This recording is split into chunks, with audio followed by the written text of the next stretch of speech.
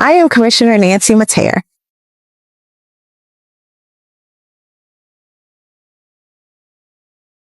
I carry each of you in my heart every day. Your love, your support, and your encouragement are what brought me to this moment. Growing up right here in Coral Springs, I never imagined that one day I would have the honor of standing before you as the first Black and Haitian American woman on this commission. Thank you for believing in me. Thank you for holding me accountable. And thank you for being my family. Coral Springs is my heart, my pride, and my home. She was 38 years old. She had already buried her baby brother. She was about to announce a run for Congress, and she died in her own bed. In the home she shared with the man she called the love of her life. Nancy Metayer Bowen had done what almost nobody thought possible. First Black woman on the Coral Springs City Commission. First Haitian American woman to hold that seat. Environmental scientist. Hurricane responder.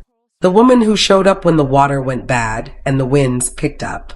She broke barriers like they were made of paper. But on March 31st, 2026, someone put a makeshift silencer on a shotgun and made sure her last breath made no sound at all. You're watching True Crime Unraveled. Before we go any further, hit that subscribe button on YouTube and follow us on Facebook and Instagram at True Crime Unraveled TV. We dig into the stories that keep you up at night. And this one will make you look at the person next to you a little differently. Let's rewind. Nancy wasn't born into politics. She was born into service. She grew up right in Coral Springs, went to Florida A&M, then Johns Hopkins.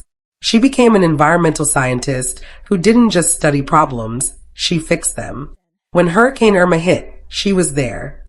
Michael, Dorian, she was also there. She helped lead the response while others stood back. In November 2020, she made history. Elected to the City Commission. First Black woman. First Haitian American woman. And she didn't just sit in that seat like a decoration. She wrote, and I quote, "I ran because representation matters. Our communities deserve leaders who reflect their lived experiences." By December 2024, she was vice mayor. Another first. Another door kicked open. She served on 10 community boards. She became vice chair of Haitian American voter engagement for the Florida Democratic Party. And through all of it, she kept showing up. Every meeting, every crisis, every time someone needed a voice. But here's what nobody tells you about people like Nancy. They carry weight that would break most of us. On December 15th, 2025, her baby brother Donovan died. The family said his struggles traced back to the Parkland shooting. Nancy took to Facebook the next day. She wrote about him. She grieved out loud. And then she went back to work. Because that's what she did. She kept showing up. And standing next to her through all of that was Stephen Bowen, 40 years old. They had been married for 3 years. And if you only looked at Nancy's social media, you'd think you were reading a romance novel. On his birthday in 2023, she called him the love of my life. On their 3rd anniversary in November 2025, just weeks after her brother died, she posted again. 3 years of building, dreaming, and loving each other through everything. But here's the question that gnaws at me. Why was she the only one posting? He never acknowledged her. Not on anniversaries. Not on birthdays. Not when she made history. She was putting their love on display for the whole world to see. And he was silent. Now, silence isn't always a red flag. Sometimes it's just privacy. But sometimes silence is a warning sign you don't see until the lights go out. And in this case, the lights went out permanently. March 31st, 2026. That day, Stephen Bowen called his mother. He told her he needed to talk to Nancy about an issue when he got home. His mother didn't think much of it. Just the husband stressed out. No reason to panic. That night, inside their home in the gated community on Northwest 127th Avenue, Stephen Bowen shot his wife. Not once, 3 times, with a shotgun. But here's the detail that should stop you cold. Investigators found marks on a pillow. A string. He had made a makeshift silencer. Think about that for a second. He didn't just snap in a moment of rage. He didn't lose his temper and grab the nearest weapon. He prepared. He muffled the sound so the neighbors wouldn't hear. After he shot her, he didn't call 911. He didn't run. He wrapped her body in blankets and trash bags. He left her in their bed. And then he went downstairs. And he went to sleep. He slept in that house, with her upstairs, wrapped up like garbage. Does that sound like a crime of passion to you? Or does that sound like something else entirely? A lot new details tonight on the murder of Coral Springs Vice Mayor Nancy Metayer Bowen. We're learning more about her husband turned accused killer as 911 calls shed more light about what happened behind closed doors. Local 10's Terrell Fournay is live in Coral Springs with the latest on the tragedy. Terrell? Yeah, among that history, a fascination with guns and the operator of a faith-based organization for this man who is accused of killing a beloved vice mayor of the city of Coral Springs. So many people touched by this tragedy, and many of them are arriving here to the City Hall in Coral Springs for a planned candlelight vigil that's set to begin tonight. As the city flag flies at half-staff outside City Hall, mourners are continuing to drop off flowers in honor of Vice Mayor Nancy Metayer Bowen, people including her mentee. She was always there for everybody.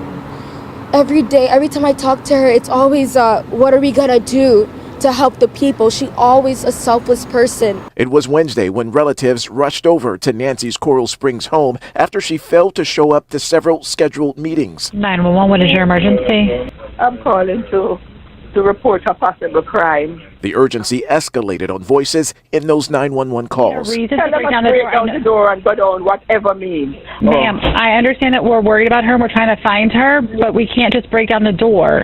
We have to have a reason. Nancy's lifeless body was found inside of her home, wrapped in a blanket and garbage bags. Detectives believe Nancy's husband used a rifle to shoot his spouse 3 times on the night before she was discovered, and then he slept downstairs afterwards, a crime Bowen allegedly admitted to his own uncle. Okay. My nephew, her husband, came to my house this morning and told me that he did something to her. Okay, her said, husband? Is he alive? He said no.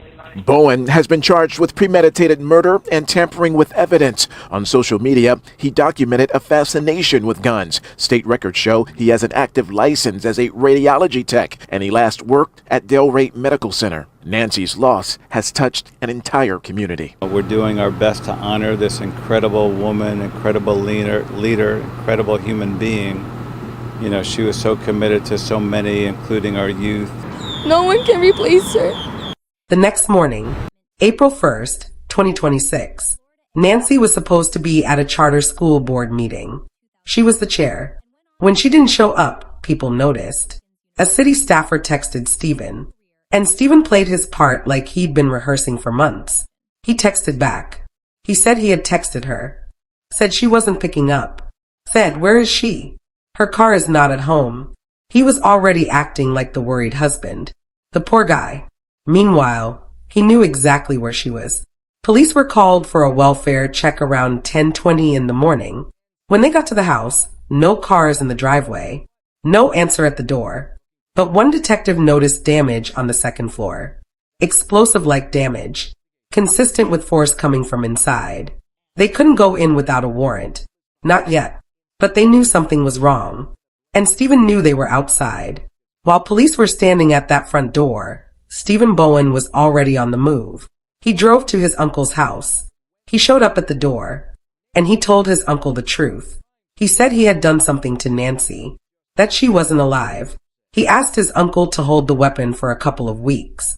His uncle asked him why, and Stephen Bowen's answer was 4 words. 4 words that tell you everything you need to know. I couldn't take it anymore. Take what? Her success? Her spotlight? Her future that was getting brighter while he stood in the shadows? We may never know the full answer, but his uncle didn't protect him. He called 911. That call gave police the legal basis to enter the home without a warrant. Inside that second-floor bedroom, they found Nancy, wrapped in blankets and trash bags. 3 spent shotgun shells were wrapped up with her body. A preliminary exam showed a shotgun wound to her left shoulder. Meanwhile, Stephen had left his uncle's house. He drove to an apartment complex in Plantation, about 10 miles away. He met up with a fellow member of his Freemasons lodge. He handed the man a bag and ammo boxes. The man had no idea what was in them. Police surrounded that apartment complex. Multiple agencies, Broward Sheriff, Fort Lauderdale PD, Plantation PD. By 2:35 in the afternoon, Stephen Bowen was in custody. He immediately asked for a lawyer and said nothing, not a word. After all that performance, after all that acting, when the cameras were finally on him, he went silent. The next morning, Stephen Bowen stood before a Broward County judge. The whole hearing lasted 55 seconds. He stood silent. His lawyer did the talking. First-degree premeditated murder. Tampering with physical evidence. He was remanded without bond. Back at Coral Springs City Hall, the people Nancy worked with every day were trying to hold it together. Commissioner Josh Simmons stood at the podium, and he didn't hold back. He said Nancy was our colleague. She was my battle buddy. She had such a good heart. Even when people were saying horrible things about her, she still cared. His voice broke. He said, I just saw you this past Saturday. Didn't think that would be the last time I got to talk to you. Then City Manager Catherine Givens spoke. She said, to say today is a very dark day for us in Coral Springs is an understatement. There are no words that can truly capture the depth of this loss. Vice Mayor Metayer gave us so much of herself. She wasn't just a leader. She was the light in every room she entered.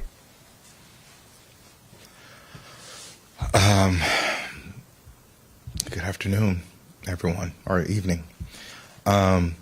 Usually I love speaking at press conferences and talking to reporters, but this is not one of those days. Nancy was our colleague, and I'm speaking on behalf of our entire commission. Nancy was our colleague. That was our battle buddy. She had such a good heart. She truly cared about people. Even when people were saying some of the most horrible things about her and us, she still cared, rolled up her sleeves, went to every event that she could go to because she truly cared about people and making sure people had a relationship with their elected officials. And for anyone that knows me, they know that I can tend to be a little like an attack dog, and I was very protective of her. I would not let people mistreat her or talk to her any kind of way just because she decided to serve the people. And so my heart is extremely heavy. My soul is heavy. My heart is broken. We just normal people. And to have to go home and deal with things, that's what we do. We come back out every single day and we work for the people. Our commission is incomplete. Our commission is incomplete. And we know that time is going to move and time is going to do its thing. But for us that are in this city, in the city hall, that have been touched or impacted by Vice Mayor Nancy Metayer Bowen, that is something, that is a loss that is going to take a lot of time to deal with. To the media, thank you for being here, but I am going to ask you one simple request. Do not turn this into a circus. Do not barrage our office trying to get answers. You have been given instructions. Please follow them. We are truly grieving right now. Our city will come together as we always do. Nancy, I loved you. You're my big sister.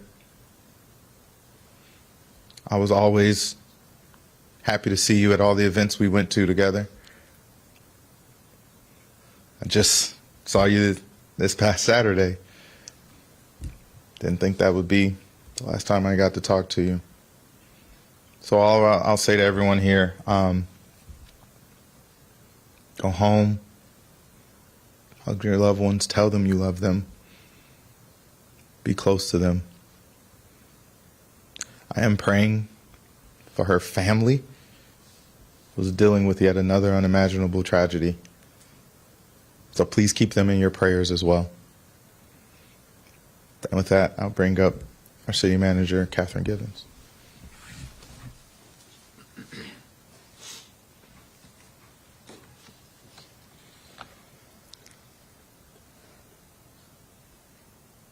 To say today is a very dark day for us in Coral Springs is an understatement. There are no words that can truly capture the depth of this loss or the pain this organization and community are now dealing with as a result of this senseless tragedy. What's worse is the tremendous grief that her family must endure. And if you knew Nancy, her family was everything. Vice Mayor Metayer gave us so much of herself to our city. She wasn't just a leader, she was the light in every room that she entered. She was a steady voice in difficult times, a compassionate soul who lifted others up, and a friend to so many. Our hearts are truly broken. We know this brings shock and sorrow, and we are taking the necessary steps as city employees to be with those that are affected. We have our behavioral health access program for our employees, for our healing, as we do this together.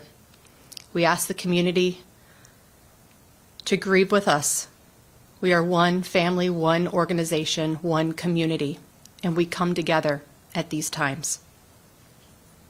Please hold each other close as we mourn. And in closing, I want to say that we're going to keep her light even in the darkest of days like today. We're here for one another. We're here for our community. Thank you. But here's the tragedy. Nancy had just spoken at an event a few days earlier. She said, "I firmly believe that our collective strength lies in our ability to show up for one another, even and especially when it's difficult." She showed up for everyone, every single time. But when she needed someone to show up for her, the person in the room with her was the one holding the shotgun. So let's ask the hard question. Why did Stephen Bowen do it? He told his uncle he couldn't take it anymore. But take what? People close to Nancy say he was jealous. She was the one in the spotlight. She was the one making history. She was the one meeting governors and congressmen. And he was just the husband. The man standing in the shadow of a woman who was too bright for him to handle. Here's my take. He wasn't afraid of losing her. He was afraid of being left. Afraid she would outgrow him. Afraid that when she announced that congressional run, she would realize she didn't need him at all. So he made sure that if he couldn't have her, nobody could. But here's the detail that should haunt you. He didn't just kill her. He tried to erase her. He made a silencer so nobody would hear her die. He wrapped her in trash bags so nobody would see her. He went to sleep in the same house like she was already a memory. A man who spends his whole life building a legacy, and the man who promised to love her tried to turn her into nothing. Nancy's family said she was a source of strength, wisdom, and love. Someone who always put others before herself. But here's what we need to remember. Putting others first doesn't mean ignoring the warning signs. If you see a friend posting all the love while the other person stays silent, ask the question. If you hear someone say, "I can't take it anymore," take it seriously. Before we go, I want to take a moment to thank our subscribers and our super thanks gifters. You are the reason we can tell these stories the right way. No shortcuts. No sensationalism. Just the truth unraveled. Now here's the question I want you to answer in the comments. Do you think Stephen Bowen planned this murder over time? Or did something push him over the edge that night? Was it jealousy, fear, or something darker? And while you're down there, hit that like button. Share this video with someone who needs to hear it. Subscribe to True Crime Unraveled on YouTube and follow us on Facebook and Instagram at True Crime Unraveled TV. Because Nancy didn't die for nothing. Her light is still there. We just have to carry it now. See you in the next one.